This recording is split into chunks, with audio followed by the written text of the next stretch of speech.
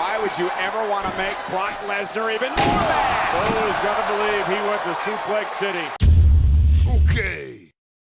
Hey, what is up, fellow cynics? Hope all is well. So it is not news to anyone at this point that Cyberpunk 2077 has had something of a rocky launch since it dropped last week. There has been, which seems to be, endless complaints from PlayStation 4 and Xbox One owners who purchased the game, saying that the game is almost unplayable due to performance issues and bugs and various things like that, which unfortunately goes against what CD Projekt Red said pre-launch, saying that the game would run surprisingly well on these old consoles. But basically the fans are demanding something get done about this, as they feel like they may have been misled or tricked into purchasing this game on this old gen console when very obviously it wasn't ready. In fact, Sony has actually made the decision to pull Cyberpunk completely off of the PlayStation Store altogether. They even came out stating that they would be offering refunds to people who purchased the game digitally on this tweet, saying, "Sony Interactive Entertainment strives to ensure a high level of customer satisfaction,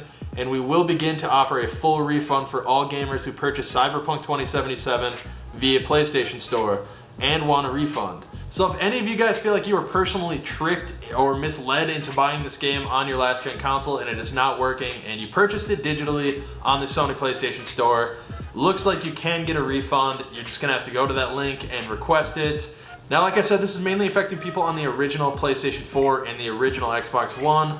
In fact, it seems like the PlayStation 5 backwards compatibility version and the Xbox Series X version run pretty decently. Although even on the new gen platforms, there are still many reports of consistent crashing or just really weird visual bugs. So original PS4 and Xbox One players definitely got the short end of the stick in this whole situation, as their games are suffering from poor performance, frame rate drops or low frame rate in general, and then just texture pop-ins. There's just been really bizarre bugs that have been kind of circulating on the internet, basically making it so the game is fully unplayable for a large amount of people out there. And then there is Microsoft. They actually made the decision to keep Cyberpunk on their store. Now when you go to purchase it, it just pops up a message basically just warning the consumers that they may experience performance issues while playing the game on an Xbox One console until it is updated down the road. I do personally think that Microsoft went the better route here, keeping it on the store but warning the consumers about the issues they could have on the last gen consoles,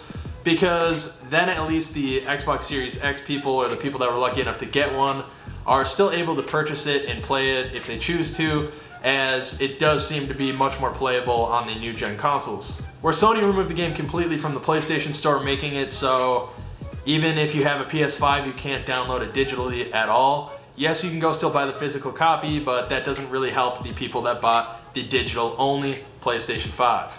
And get this, guys, Best Buy has even jumped in on the party, and they are offering returns for Xbox One and PS4 players who purchase the physical copy of the game at their store, and they're taking a full return whether the game is opened or not, which is kind of wild because that's just kind of goes against how the return policy has always been on games. Now, personally, I have mixed feelings on the whole situation, as I've been playing on PC, where yes, I've been experiencing bugs here and there.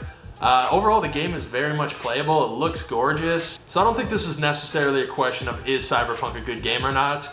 I think it is an excellent game, and I've been having a blast playing it, and I know everyone that has it on PC or one of the new gen consoles have also been having an excellent time with it. I just personally think that CDPR took a huge risk here, releasing it on the last gen consoles like that, because there's no possible way, with how long it took the game to come out and how many testers they should have had, that they didn't know that it ran this poorly on old gen consoles. So I'm guessing they most likely felt very pressured to release the game, especially after delaying it several times already, when in reality maybe they should have released it on PC and just released it on the stores of the new gen consoles and somehow excluded it from old gen for now, at least, until it was up to par, or made the really tough decision to delay it once again, because at the end of the day, people want a finished game and a game that runs smoothly over getting a game that feels incomplete, or in this instant doesn't work for certain consoles. But that is just my 2 cents on the whole situation. I do want to know what you think.